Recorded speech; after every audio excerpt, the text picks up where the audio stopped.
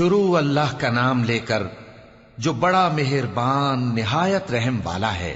ایک طلب کرنے والے نے عذاب طلب کیا جو نازل ہو کر رہے گا، یعنی کافروں پر، اور کوئی اس کو ٹال نہ سکے گا، جو بلندیوں والے اللہ کی طرف سے نازل ہوگا، جس کی طرف روح القدس اور دوسرے فرشتے چڑھتے ہیں، اس روز نازل ہوگا جس کا طول 50,000 برس ہوگا۔ تو تم کافروں کی باتوں کو حوصلے کے ساتھ برداشت کرتے رہو۔ لوگ اس دن کو دور سمجھتے ہیں، جبکہ ہماری نظر میں وہ قریب ہے۔ جس دن آسمان ایسا ہو جائے گا جیسے پگھلا ہوا تانبا، اور پہاڑ ایسے جیسے رنگین اون، اور کوئی دوست کسی دوست کو نہ پوچھے گا، حالانکہ ایک دوسرے کو سامنے دیکھ رہے ہوں گے۔ اس روز گناہگار چاہے گا کہ کسی طرح اس دن کے عذاب کے بدلے میں سب کچھ دے دے، یعنی اپنے بیٹے اور اپنی بیوی اور اپنے بھائی اور اپنا خاندان جس میں وہ رہتا تھا، اور جتنے آدمی زمین پر ہیں، غرض سب کو دے ڈالے، پھر اپنے آپ کو عذاب سے چھڑا لے۔ لیکن ایسا ہرگز نہیں ہوگا۔ وہ بھڑکتی ہوئی آگ ہے، کھال ادھیڑ کر کلیجہ نکال لینے والی۔ وہ ان لوگوں کو اپنی طرف بلائے گی جنہوں نے دین حق سے اعراض کیا اور منہ پھیر لیا، اور مال جمع کیا پھر سینت سینت کر رکھا۔ کچھ شک نہیں کہ انسان کم حوصلہ پیدا ہوا ہے۔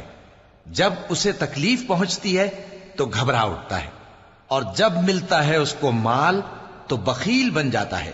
مگر نماز ادا کرنے والے جو نماز کا التزام رکھتے اور ہمیشہ پڑھتے ہیں، اور جن کے مال میں حصہ مقرر ہے، یعنی مانگنے والے کا اور نہ مانگنے والے کا، اور جو روز جزا کو سچ سمجھتے ہیں، اور جو اپنے پروردگار کے عذاب سے خوف رکھتے ہیں، بے شک ان کے پروردگار کا عذاب ہے ہی ایسا کہ اس سے بے خوف نہ ہوا جائے۔ اور جو اپنی شرمگاہوں کی حفاظت کرتے ہیں مگر اپنی بیویوں یا باندیوں سے کہ ان کے پاس جانے میں انہیں کچھ ملامت نہیں، اور جو لوگ ان کے سوا اور طریقے ڈھونڈیں تو وہ حد سے نکل جانے والے ہیں، اور جو اپنی امانتوں اور اپنے عہد و پیمان کا پاس کرتے ہیں، اور جو اپنی گواہیوں پر قائم رہتے ہیں، اور جو اپنی نماز کی پابندی کرتے ہیں، یہی لوگ جنتوں میں عزت و اکرام سے ہوں گے۔ تو اے نبی، ان کافروں کو کیا ہوا ہے کہ تمہاری طرف دوڑے چلے آتے ہیں، دائیں اور بائیں سے گروہ گروہ ہو کر جمع ہوتے جاتے ہیں؟